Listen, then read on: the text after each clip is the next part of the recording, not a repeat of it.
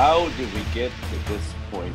The worst loss in Houston Dynamo history, at least by margin of defeat. 6 goals Houston took against the Philadelphia Union in Paulo Nagamura's first season for GM Pat Onstad, and first full season for new owner Ted Siegel.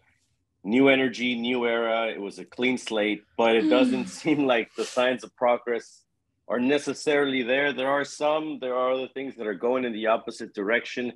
We're going to break it down for you here on Inside the Hexagon, a Houston Dynamo FC podcast brought to you by The Striker. TheStriker.com is where you can get your MLS coverage, local MLS coverage. We have certain markets, obviously the Texas clubs, Atlanta, the two LA teams. There's also some growing NWSL coverage. We have the Dash, the San Diego Wave, and Angel City. So it's your growing hub for soccer news. And well, let's kick it off with the Houston Dynamo here. There's plenty to talk about. I'm Victor Araiza, one of your hosts, and as always, I'm joined by Laura Gomez. Laura, maybe a couple minutes there to kind of yeah, it's so we're recording in the morning and I haven't had my coffee, and as you can hear, my voice is still waking up, and it sucks to talk about this so early in the morning.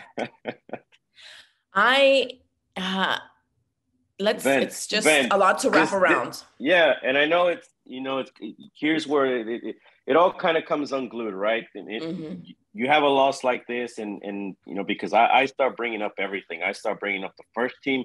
I start bringing up the second team. There's some blame to hand over to the academy as well. We'll get into that. The front office, I think the fans, to a certain extent, not completely their fault, but I think they have been tired out, and the lack of voice and numbers is part of the reason why this club continues to be mediocre. I do wish, I wish we would talk about something else. I think we were hoping that this was going to be a different season for the Houston Dynamo, but did we really? I mean, more of the same. Yeah, I mean, I know that we say we hope, but I mean, again, you guys can check out more of our podcasts in The Striker and really, hear or even see what we were talking about from the beginning. And from the first, second game, I remember that we said, I was like, they're not going to make it. They're not going to make the playoffs. Yeah, after the 10th game, they're not going to make the playoffs.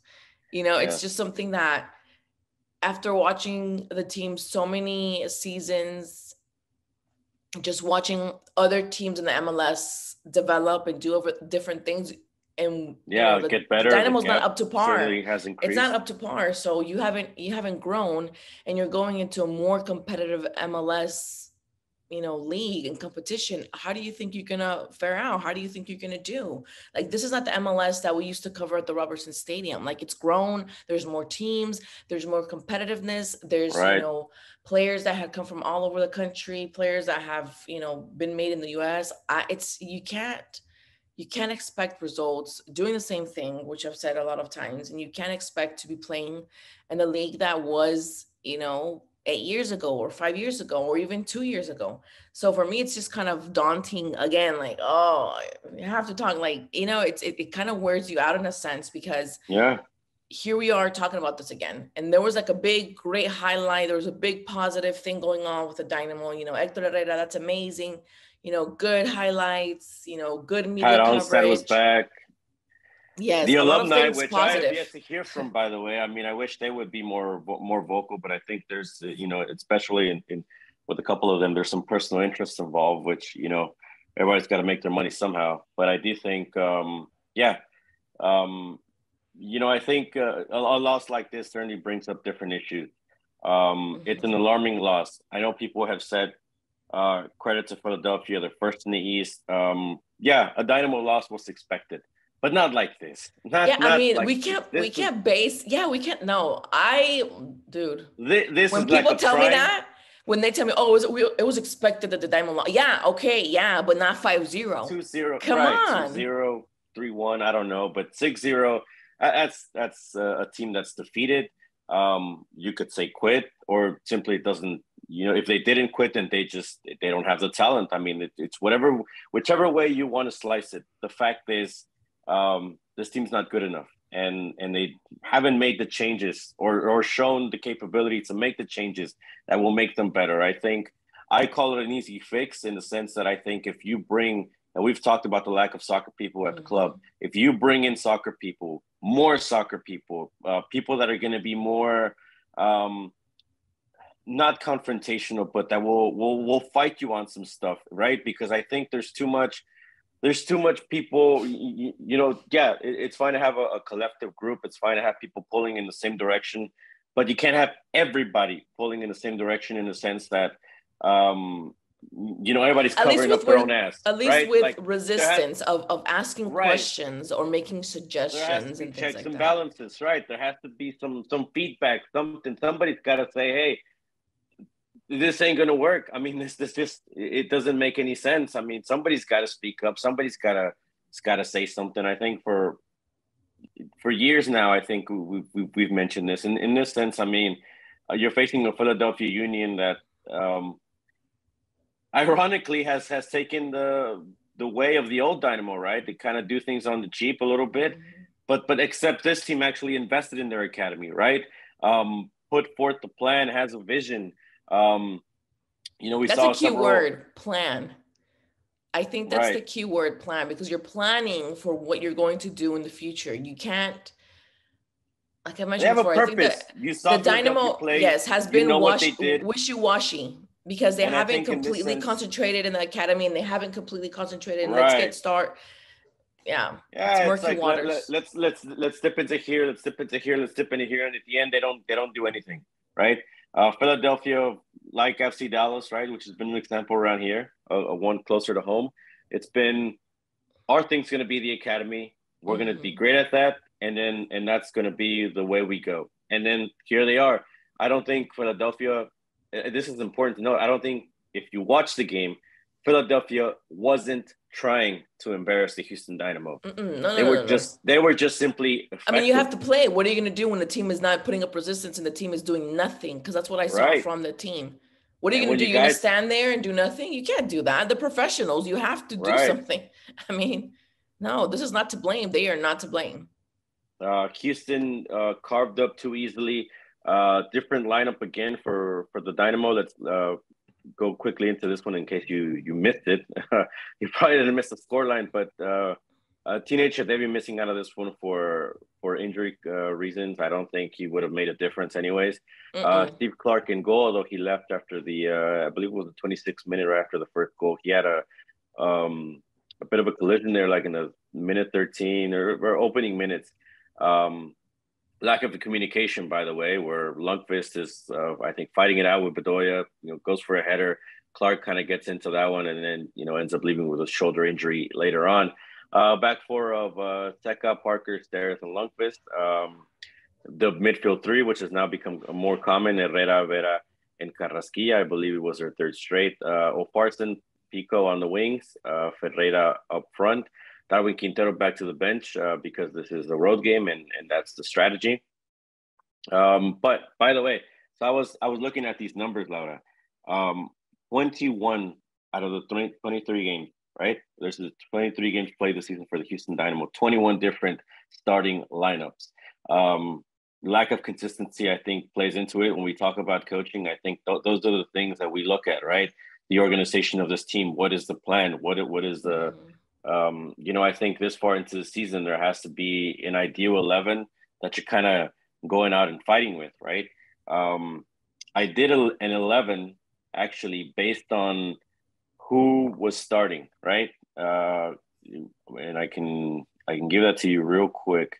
If we look at the stats, right? Because again, some of this is they're based on data, right? Over at Houston Dynamo FC, we've seen some of those responses are data driven, so we're going to be a little bit data driven here too, right? We can play that game if we want. Obviously, Steve Clark in goal.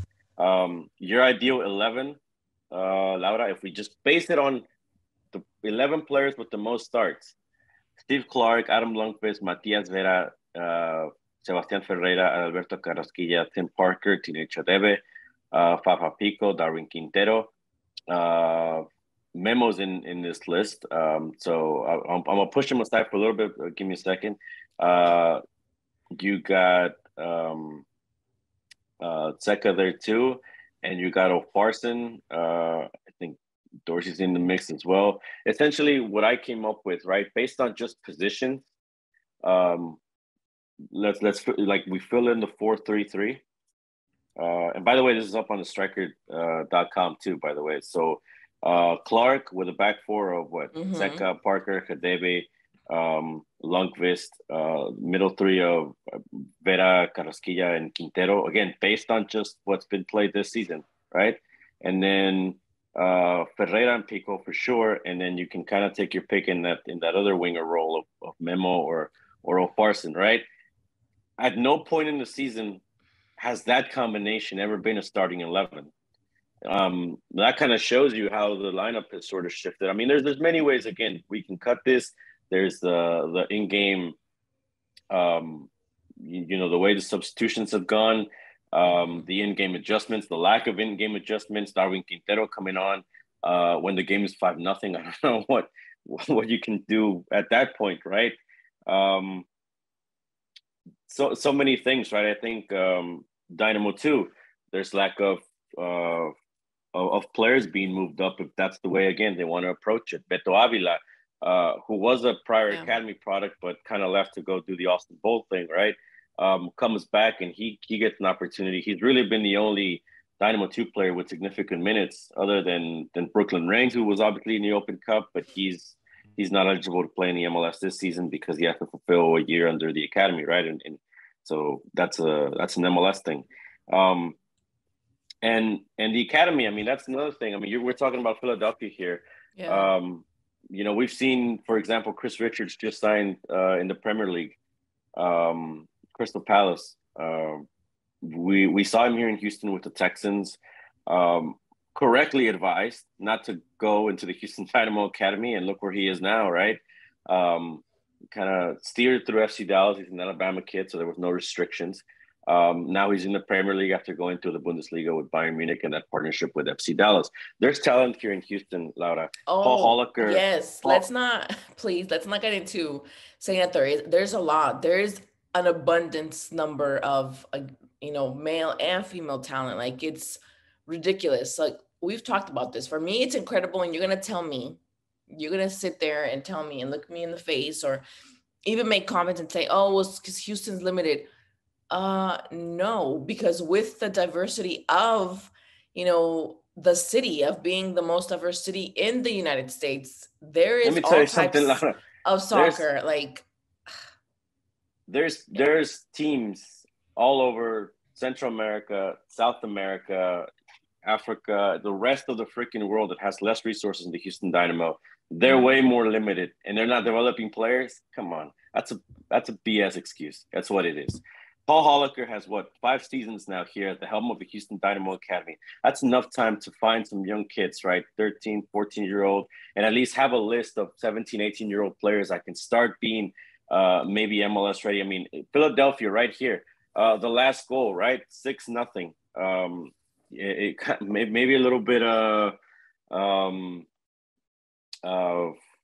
just the way things work out, right? Hector Herrera, the big prize signing for the Houston Dynamo, an 18-year-old kid strips him of the ball. It ends up at the feet of a 19-year-old kid, the one who hit the free kick against them for the second goal, goes to another 18-year-old kid who just came in for one of the top forwards they acquired, right? The one from Miami. He hits the 6th goal, right? And actually, we hadn't even gone to all 6 goals. But that I mean, you're talking about 3 kids, essentially 18, 19 years old. I mean, you're telling me the Dynamo don't have any 18, 19-year-olds they can play here in Houston? If they don't have them, it's because there is a lack of work. There hasn't been that partnership with the academies around town, right? There hasn't been that camaraderie. They haven't mended fences. This is much more work. There's work that needs to be done, because let me tell you this, like, I've covered a lot of the beat, not only for the readers or listeners, and I know you have as well, that we've covered a lot of local leagues. 5 years is a long time. Local leagues, as in the sense of knowing that there's a lot of different Mexican academies here in Houston, that a lot of the parents prefer their children to go to one of those leagues instead of a league that plays here in the US. So that meaning that their child might, eventually go to Mexico or be far away from them and da da da da da. But they rather choose those local leagues from Mexican leagues, Because they're academies. proven. Exactly. From academy leagues, from Mexico leagues, and choose them over the Houston, the Houston Dynamo. And there's a lot of competition. Yeah, there's a lot of competition, but those teams and those academies have actually put a lot of work into the community, into at least a lot that I know, into a lot of the Hispanic community, a lot of into the Arabic community, a lot of into like the African community as well.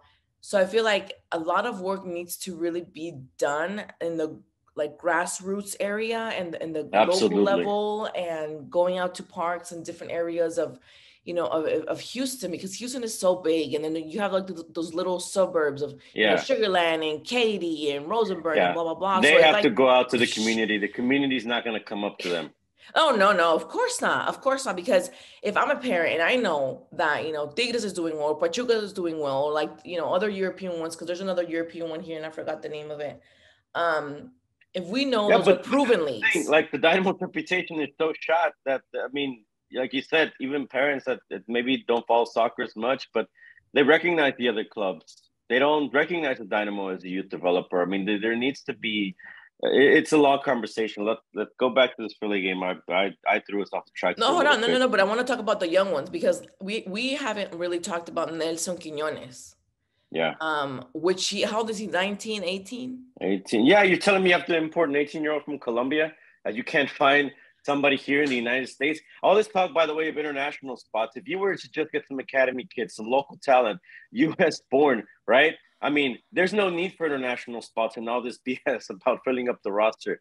And I feel bad. I feel bad for guys to be guys that are going to make a difference. Yeah. Not take up a spot. Yeah, I agree with you. And I feel bad for Nelson Quiñones, because he's so young. And the thing is, this is where it gets me. Yes, it's a great opportunity for him, but you can also burn a young player because he doesn't have any traction in Colombia. Like, nobody knows who he is.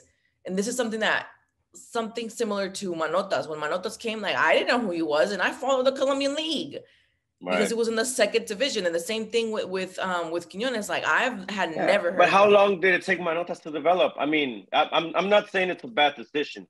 I'm just saying. I am saying it's a bad decision because it takes up international spot. Right. If he was a homegrown, that's different to me. But he's still very young. And you're gonna take that spot of international spot, and you're gonna play it on a child because he's still a kid. You're gonna have a lot of minutes. You're gonna play your future of the team, knowing that the team isn't doing so well. You're gonna play it on some a player that's still not developed because he's 19, 18. He's still not fully developed, but he's still gonna take up a spot. So for me, sometimes it's like, do you believe in that player so much? But if he really, not to be, I haven't really seen him play, but if you feel like he's so great and so good to really take that spot, then just imagine if he was so good and so great already. Yeah, if he was so good and so great, he wouldn't be in Colombia. He'd be in Europe already. The Dynamo scouts aren't that great. They're not better than European scouts. Come on, I agree with you. They're taking up a spot of a player who should be a difference maker, a more developed guy, a guy with at least 5 years professional experience around him. You know what he is. Get in here, start winning some games. Again, if you missed this Philly game, 3 goals in the first half, 3 goals in the second half. They ripped the defense apart. Gazdag in the 23rd, McGlynn with a free kick in the 19th, which, by the way, set pieces has still been a problem for Houston. Ure in stoppage time, then he scores again in 48 minutes, starting second half. Let me just go real quick on this. Carranza in the 55th, Sullivan in the 89th. Those are the 6 goals. Laura, let's get into some questions from our adoring public. We put out a call for questions here on Twitter. By the way, at Laura Gomez News, at Victor Araiza. So we got here one from Christopher. It says, what do you think we've learned this year? How can we apply it going forward with the new leadership in charge? It's just, I don't know. What have you learned? I mean, come back. I will answer that question at the end of the season. Yeah, you're taking the Nagamura stance.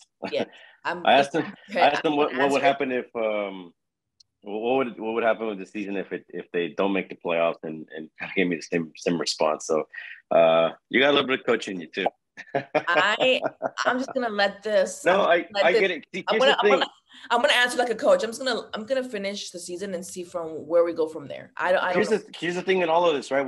I feel like there are signs where we're not seeing progress. I think you and I and anybody that's watching this team kind of knows it looks like they're not going to make the playoffs, right? It's just unless something drastic happens like Yeah. that, it's which could, right? Again, if you just the right adjustments, the right moves can happen. As of now, as of this recording, they're 7 points out. We're recording on a Wednesday. Nashville, who I believe is in seventh, and Portland, who are in eighth place. Nashville plays at Portland tonight. Miami plays at San Jose, which, by the way, if San Jose wins that one, they could jump the Dynamo. So Dynamo could actually move down a spot. I know it's all very, sort of turbulent still, but the point here is that A lot has to be done for Houston to be yeah, in the and playoffs. things are kind of That's the changing fact. fast. I know it's a couple of days ago they were just 6 points out. Now they're seven. They could be a couple more. Um, Ultimately, I think I feel like they're still in it because the rest of the league is still there are some mediocre teams. I just mentioned San Jose is one of them, for example. Portland could be in a down year. I won't count them out until because I think again those are the two teams, Portland and Seattle, that have been in it. I do think at this point there's 7 teams that are better than Houston, so that's why I don't think they're going to make it. Considering the schedule, there are enough games. There's 11 games. The most of those are away, which maybe you could say the Dynamo have been a little better on the road. I think you have to look at the competition as well, but essentially they have to win all their home games, which is somewhere they've struggled. LAFC is one of those home games, by the way, and it's one of the away games too. So that's why I think it's tough. A lot has to be done from the team, from the Houston Dynamo, and a lot has to be is writing on other teams' results as well.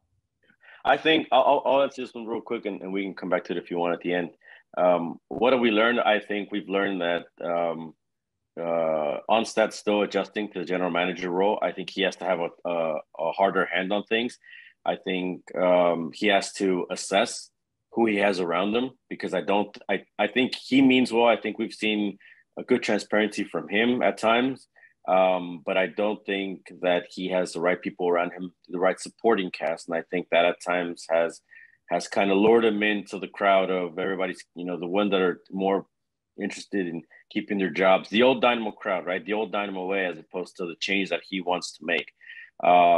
I think the jury's still out on Nagamura, which wasn't a secret, right? I mean, I think we knew that at the beginning of the year, anyways. We knew it was going to be a learning curve, and that's why that was the argument against having a coach that was in his first season as an MLS coach. And the roster, I don't think we learned anything new. I think we knew the players that were good. Yeah, we knew the players that were bad, and here we are again. And that's why I answered the way I answered because I'm like, I really haven't learned anything new besides right. more transparency, but it's still a lot to be desired, I guess. Don't tell Hector that. I can say that's your opinion.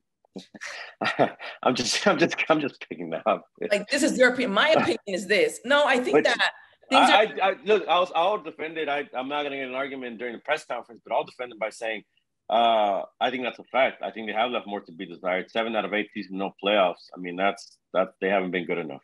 Yeah, I agree with that, and that's what I'm saying. Like the whole learning thing for me, that's why I was like, I'll let you know in the end of the season because yeah, there's a lot of things that I have that is an opinion, but I'm like, what have I really learned? So it kind of meshes into what have I learned or what are facts and what I knew before the season even started. Right. Going into the coach. Did you believe in the coach in the beginning? I was like, we're going into the same thing that we just went into. Like it's a coach that doesn't have a lot of experience in the MLS. And it's like the team needs help. They need help. It's not a team that you can just hand off and it's going to be a smooth transition. And here we are. Like, it's just deja vu in a lot of sense. Yeah. Jay Chavez says, I think there's a lot of negativity around the team, which is more than just based on a bad run of results. However, not all has been bad this year. Example, road game performance has improved better. So if playoffs objective is a fail, what can be cataloged as a success this year? I'll let you think about that a little bit. I will say, yeah, good road performances in a way, three wins. But I will say that's being measured compared to what has been here in the past, which has been abysmal. Right, last year they didn't win a game on the road. If you're comparing it to that, then yeah, it's an improvement. But honestly, it's teams that have sucked. San Jose, not good. LA, it wasn't their best team, and they sucked too. Miami, they sucked when the Dynamo beat them. I mean, these are games honestly that they should be winning. You want to look in, you know, I don't want to throw too much love up 290, but the fact is that this is not necessarily a great road record, right? They've still lost what is it, like 8, 9, maybe it's 9 now on the road. So they're gonna have to be a lot better. If they can win a couple more games, I'll change my mind on that. And I think if they win a lot more games on the road, then they'll make the playoffs. But to be seen. Laura, what can be cataloged as a success? Success, I would take it look overall. I think that with the new changes in administration and like the back end, I think that there's a lot to hope for. Obviously, I think that as a person that has followed the team for so many years, I would want it to be faster, but I also understand that there's a transition time. I'm just tired of the transitioning time, you know, because you always think, Right. well, they're transitioning, you have to give them time. And it's been like the Dynamo has been on that for years now. Right. It's kind of frustrating. Right. But I would say success and then being a little bit more transparent. I feel like they're actually trying to reach out, maybe not as much as I would like, but like we mentioned, reach out more to the communities and really get embedded into the community to have those players that are here in Houston already have them go up into the academy or even interested in the Dynamo at all. Right. So I would say that as a success. And going into the fans, I applaud a lot of the fans that they're, you know, bleed orange, and I applaud that you're still going to be, you know, with your team 100%, and you're going to you know, be with them. But you also have to ask for more. You have to ask for more because this team is the head team of, you know, Houston, and we can't have this. Like, yeah, and at the end of the day, look, this has been a very business driven team. It needs to be more soccer driven. That's why I think there have been some strides. Cool. But this is also supposed to be a soccer club in a major city in the United States. And those strides can definitely be accelerated with more knowledgeable people. There's no lack of knowledgeable people in the Houston soccer community to be able to reach out to, tap into, and accelerate this thing much faster. Yeah, I think, you know, I think there's been some initiations there by owner Ted Siegel that shows that things are maybe moving the right direction. I do kind of agree a little bit, you know, as far as, you know, maybe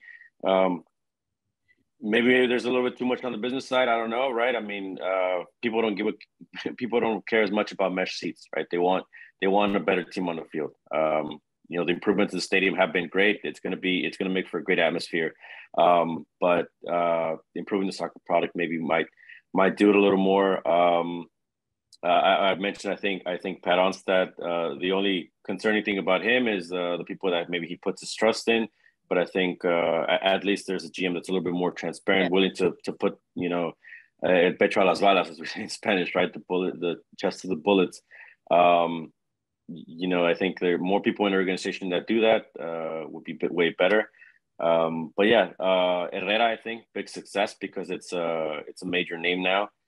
There needs to be more bigger signings, but I think there are some things that can be categorized as success. Yeah. Pupas asks, why has the season been such a disappointment, especially with the arrival of HH? Did Pat really believe that we could get to the playoffs? I mean, it kind of goes through the whole podcast, kind of like what we talked about. So I think that there's a lot of factors that have proven why this has not been a success. Again, for me, it's just a lot of deja vu. I think that would be my answer for a lot of things. It's just deja vu.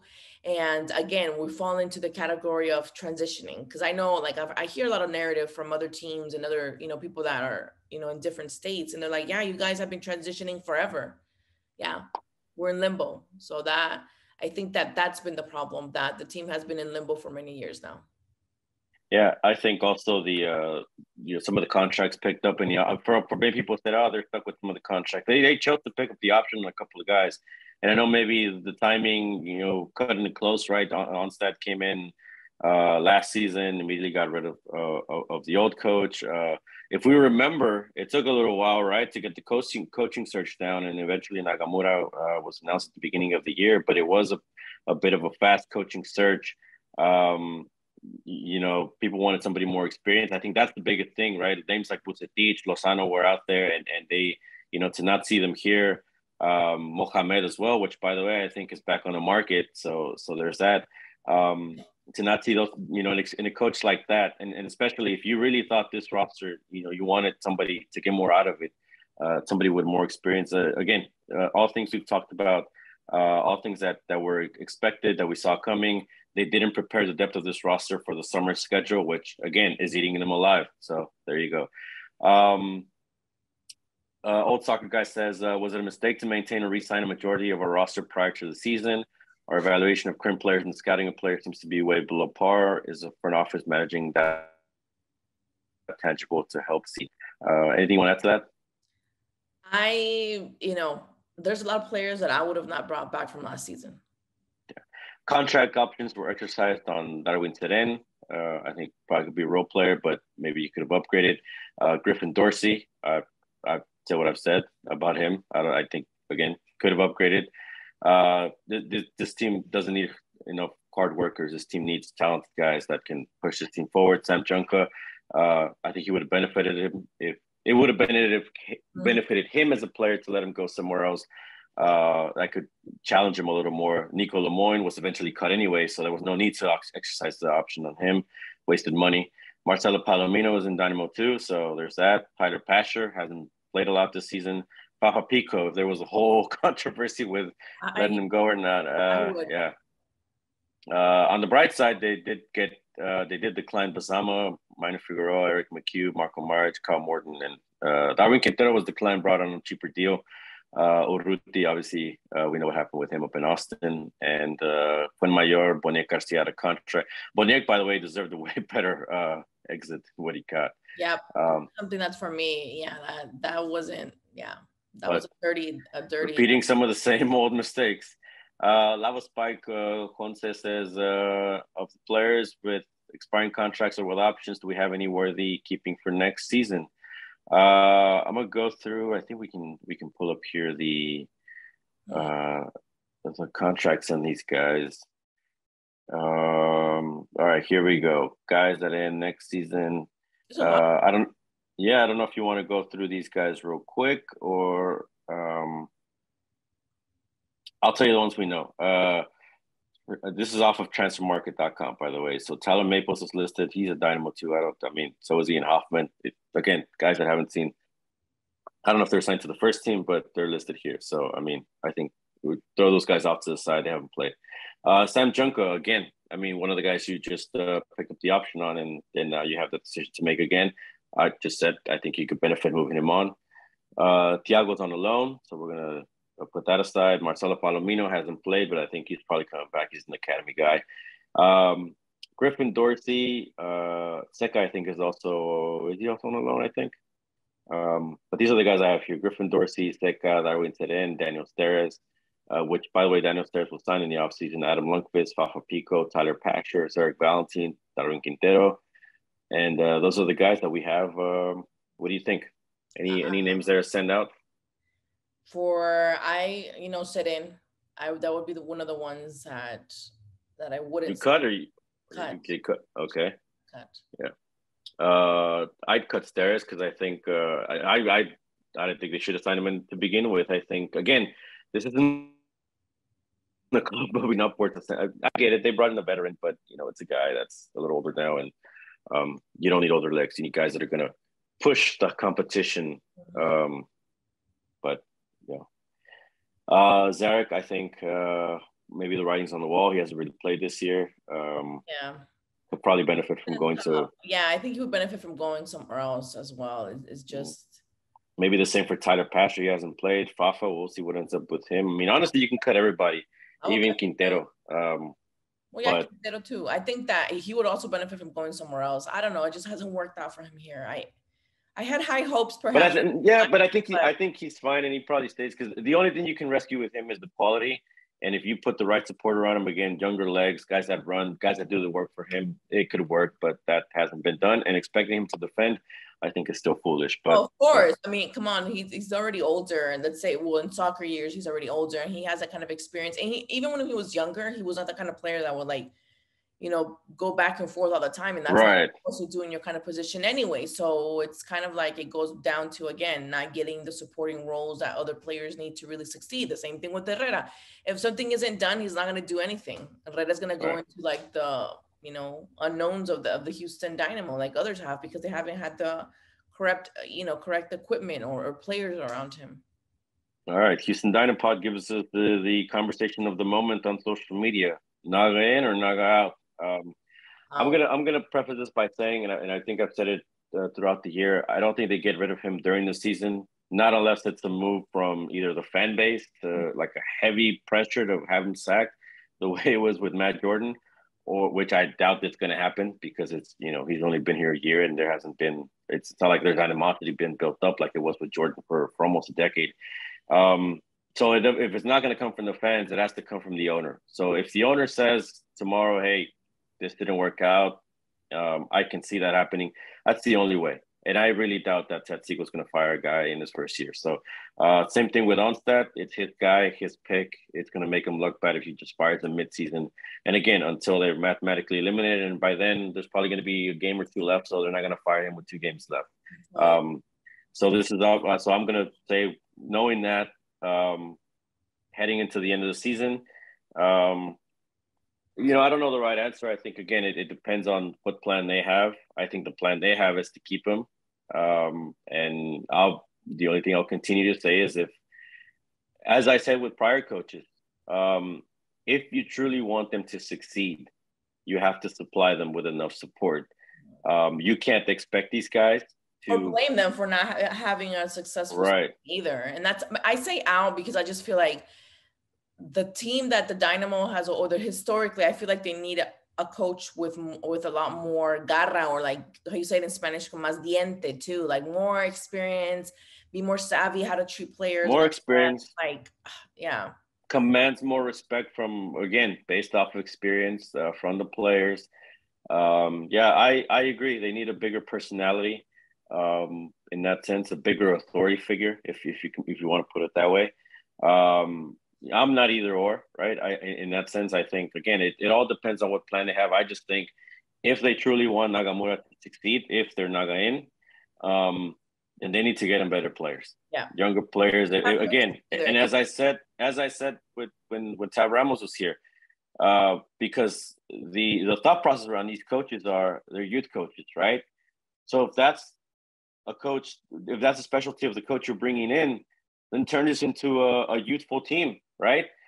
Bring in younger players, bring in players to develop, cut some of these old veteran guys that are honestly, and maybe being a problem is the wrong way to put it, but these guys that are going to be worried about their contracts, about incentives, because honestly that's part of the professional life, and it's all part of the game. And if you don't have a coach that honestly has that experience to handle that, and then you're setting him up in a position to fail. If you want it to be a youthful team, then go the youth route, right? A la Philadelphia Union, who we just saw, the end result with, and put all your marbles in that basket. I think that's the thing. Otherwise, then you're wasting your time. And Nagamura is going to be out here after next season, and then it's going to be another coaching search, and forever. Yeah, and then we'll see where it goes from there. But I think. And if you're Naga out, then I think, again, you got to bring in a guy who's experienced. You got to take the gamble. If they're going to bring their own guys, then fine. Because if it's an experienced guy who's going to provide results, I mean, you do what you got to do to win. I do think at certain points, part of the resources too around Nagamura, it's not just the players, but it's also the coaches. I'm sorry, I don't think he has guys next to him that can help him make some decisions. Jimmy Nielsen, I don't think has the head coaching experience at the right level to Who else is the other guy? I think Chris Garcia is the other assistant coach. I mean, I think you got to have again more voice, and it's not just in the bench, right? I think on the bench certainly, but also throughout the organization, you need more experienced voices in the building, helping make these soccer decisions, being in these conversations when you sign players. You can't just watch videos or an agent hits you up and you make a decision off of that, right? I mean, I think that there's got to be more dialogue, right? And it has to be invited to, or it has to be imposed by the owner, whichever one you have it. But until you have that, I keep saying it, everybody's covering their own ass, and this team's not going to get anywhere. So it's up to the organization to decide. And the only thing is, whatever they're going to do, they got to do it the right way, and they got to do it well. And I think they have to do it fast too, because I think that, again, it's just we've seen the fan base really go down. And I think that they're trying to, a lot of the fans are, they're doing a lot of things to really try to amp it again.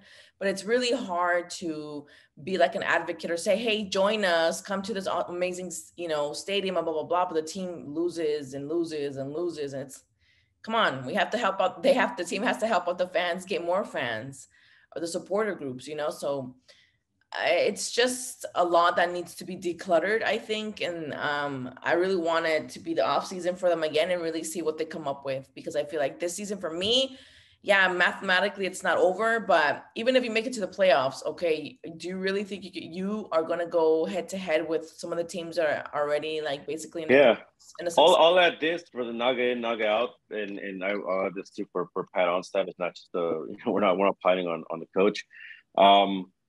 We've already seen the personality of players. We already know who's going to fight, and we already know who's good.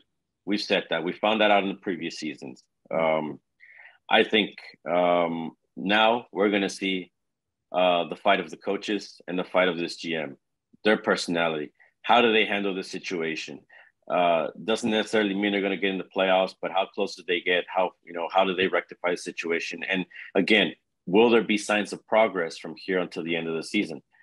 Well, we'll keep you updated here on thestriker.com for all your Dynamo local coverage and on Inside the Hexagon, for those of you who want the podcast version. So plenty to dive into. I know it's a loaded episode, but things that need to be said, and honestly, nobody else is saying them. Not as loud as we are anyways. Has to be said. I agree. All right. So I think that's it. I think it's been like you said, a loaded episode. And, just like you mentioned, don't forget to check out the Striker Texas. And again, mention our social medias. We're always there. Don't, you can ask us questions. You can tell us things, but be nice about it. And we'll respond the same way. So I think until next time, Victor. Yeah. Until next time. Bye. Bye.